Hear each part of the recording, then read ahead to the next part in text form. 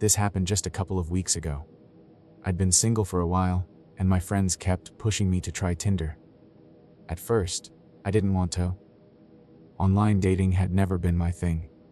But eventually, curiosity got the best of me, and I downloaded it. So there I was, swiping left and right without much interest, when suddenly Mark appeared.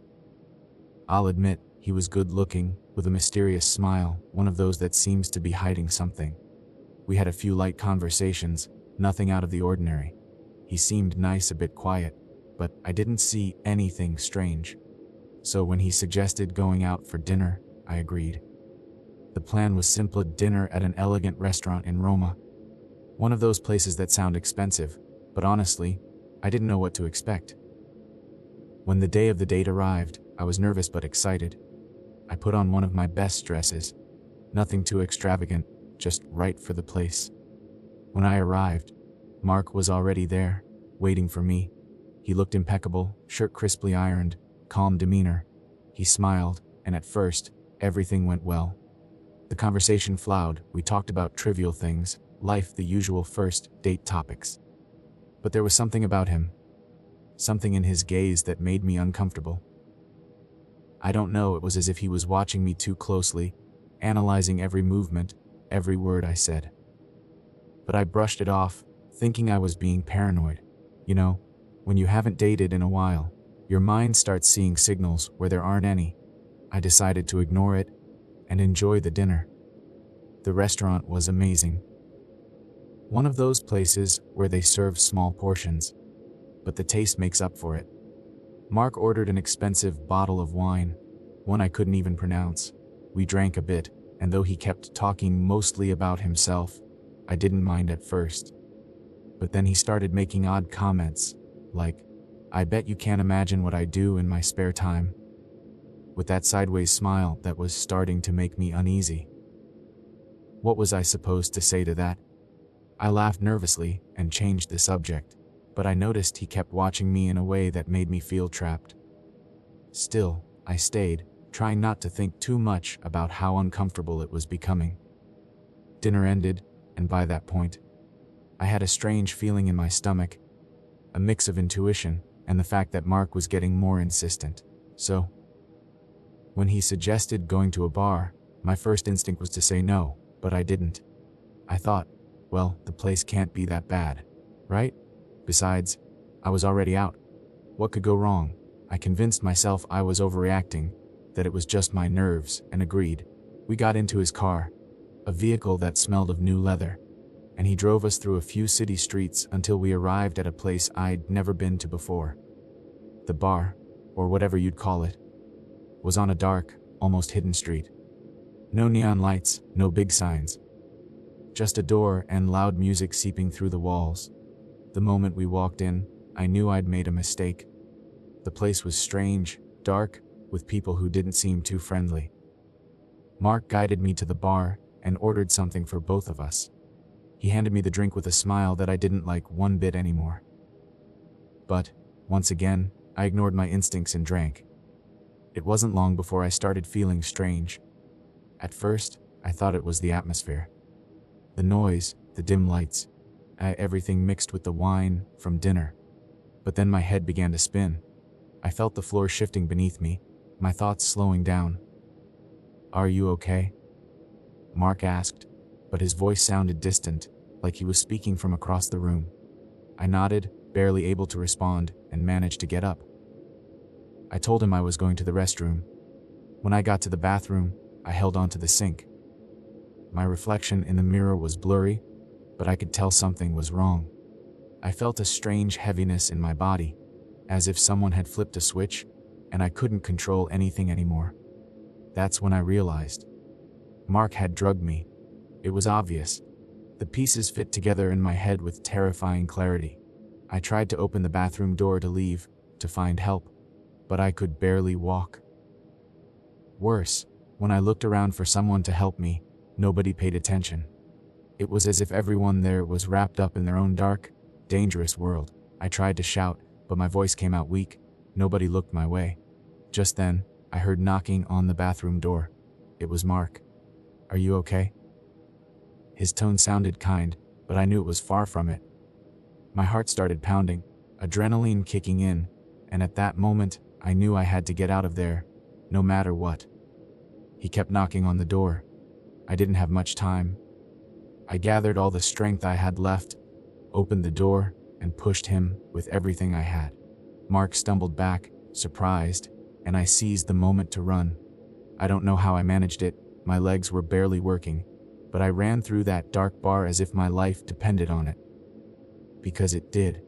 I burst onto the street, barely aware of my surroundings. Everything was chaos in my mind. I ran down the empty streets until I found an alleyway.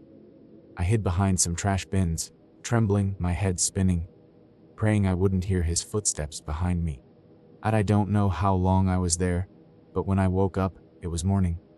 The first thing I saw was a police officer leaning over me, asking if I was okay. I barely managed to nod, but he took me to the station, where I told them what had happened. I reported Mark, but it was as if he'd disappeared. No one could find him. Later, when they looked further into it, they found something that gave me chills. Mark wasn't just some weird guy from Tinder. He was part of an organ trafficking network. What happened to me that night could have been so much worse. I know that. It's still hard for me to sleep, thinking about what could have happened. But at least, I'm alive to tell the story.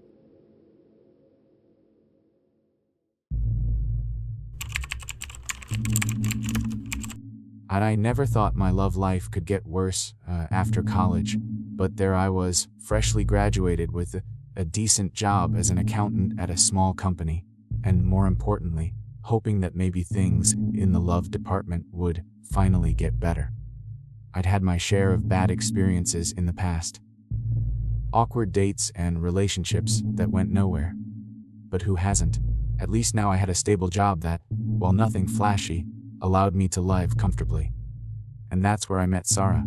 Sarah was my coworker, also an accountant, and from the first day, they assigned her to guide me through my first few months. I remember thinking she was incredibly kind and attentive, always smiling, and willing to help with any questions I had.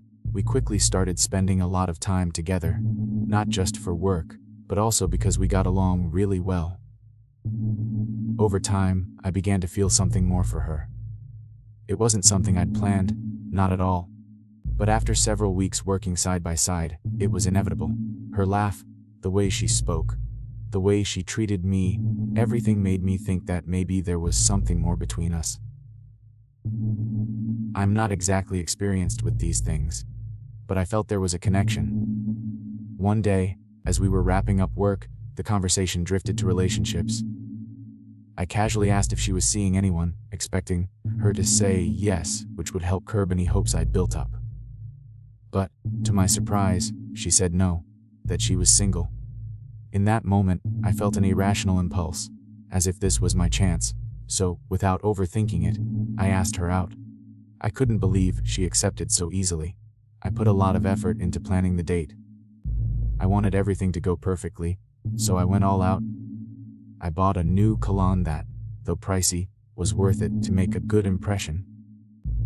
I even wore a shirt I'd saved for special occasions. Everything was set.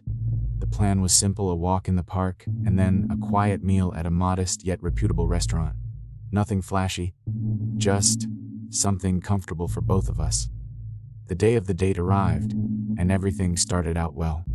Sarah looked beautiful, and as we walked through the park, the conversation flowed naturally. It was like we were in perfect sync. When we went to eat, things continued smoothly. The atmosphere was relaxed, and although I was a bit nervous, I felt things were going well. But on the way back, everything changed. We were walking through a quiet park, joking about work stuff, when out of nowhere, an older man, maybe in his 40s, approached us. At first, I thought he might be someone Sarah knew, maybe a relative or a friend, but his expression sent a chill down my spine. Without saying anything else, he stood in front of me, and with a voice full of restrained anger, said, "You know this is my wife, right?" My mind went blank. Wife? What was this guy talking about? I looked at Sarah, hoping she'd say something, deny it, clarify the misunderstanding, but she said nothing. She just looked down, as if the situation was completely normal, as if it had happened before. I tried to speak, but before I could get a word out, the man punched me square in the face with all his strength. The blow left me dazed for a moment, but my body reacted instinctively, raising my hands to defend myself. I'm not a fighter by any means, but at that moment, I had no choice. The man kept swinging at me, throwing punches while I tried to block them as best I could. Amid the chaos, I heard Sarah trying to calm him down, but she wasn't defending me. She wasn't saying I didn't know, that it wasn't my fault. She was just trying to calm him, as if I was the one to blame. Just when I thought things couldn't get any worse, the man pulled a knife from his pocket. My heart stopped for a second at the sight of the blade's glint. It was as if the world slowed down for a moment. Right then, I thought it was all going to end badly. I didn't know how I was going to get out of this. I just tried to stay on my feet, but I knew I couldn't fight against a knife. Before I could even process what was happening, several police officers arrived. One of them tried to subdue the man, but in the scuffle, the guy managed to injure one of the officers. It was chaos. The shouting, the sirens, people around us watching, it was a mix of fear and confusion. Finally, they managed to arrest the man and took him away in handcuffs. I was in shock, trying to understand what had happened. I couldn't believe the woman I'd been seeing, the one who'd told me she was single, turned out to be married. And married. And the worst part was that she hadn't defended me at any point. She'd just tried to calm her husband, as if this was all my fault. After that, Sarah stopped speaking to me at work. Not only that, but she blamed me for getting her husband put in jail, as if everything had been my fault. The situation became unbearable. Every day at the office was a nightmare, and finally, after days of discomfort and tension, I decided to quit. I couldn't take it anymore. As I packed my things, I couldn't stop thinking about how absurd it all was. How had I ended up in that situation? Why did I always seem to have such bad luck in love? As I closed the office door one last time, I couldn't help but wonder if things would ever be different for me.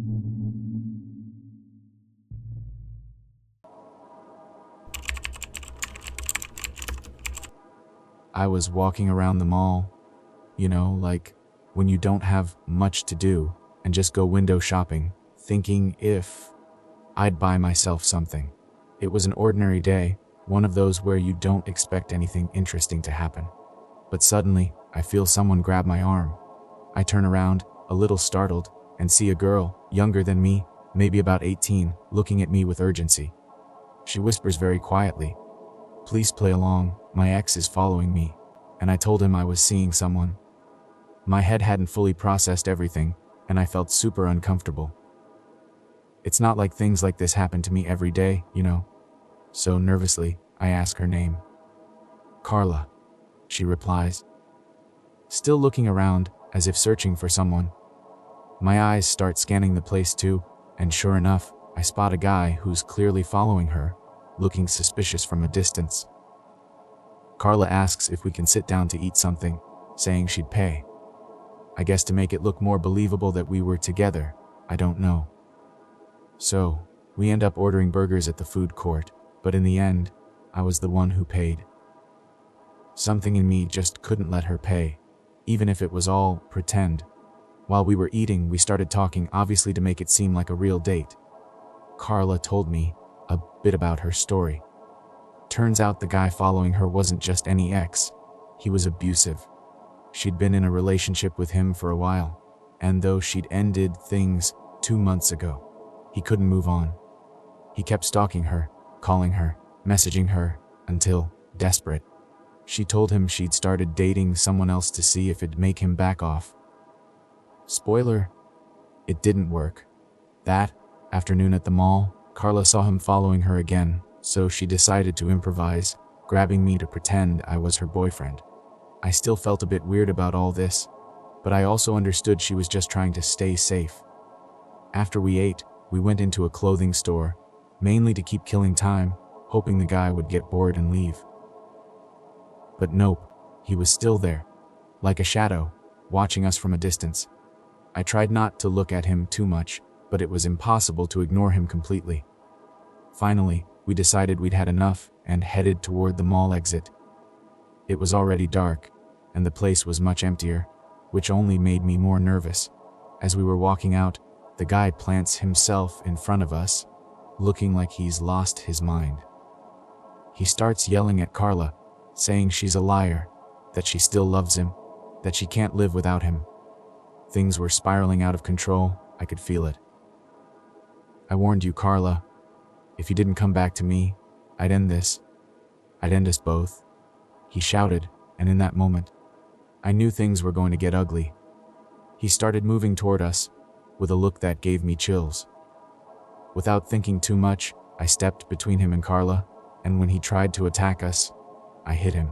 I never thought I'd have to fight someone in a mall, but there I was, defending a girl I'd met only hours before, from her abusive ex. I punched him in the face, and luckily, he turned out to be more of a coward than he looked. As soon as he felt the hit, he backed off, and without saying another word, he ran off. Carla and I stayed there, shocked, trying to process what had just happened. After that, things calmed down a bit. We sat on a nearby bench, trying to catch our breath. She apologized for dragging me into that mess, but I told her not to worry, that anyone in her situation would have done the same.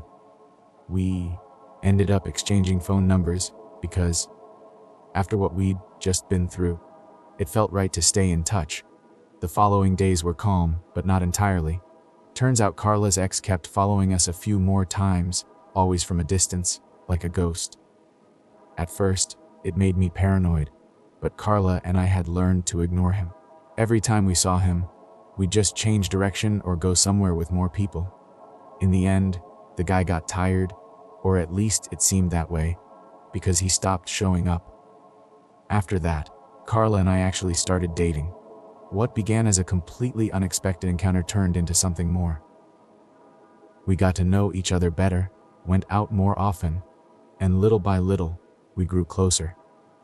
And even though our relationship was born out of a pretty strange situation, things between us became natural, like it was all meant to happen. Today, we're doing well. We're still dating, enjoying each other's company, and Carla's ex, thankfully, has disappeared. Though I'll always remember that first day at the mall when a girl I didn't know asked me to save her in a way I never would have imagined.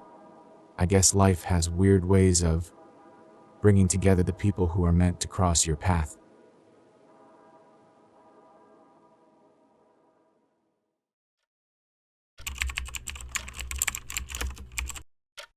Ever since I was a teenager, I'd been drawn to goth girls. I don't know, there was something about the style, the dark makeup, the mystery they carried. I always imagined it'd be amazing to go out with one, to share in that fascinating and gloomy world. I wanted it so much that, more than once, I pretended to be a rocker just to catch one's attention.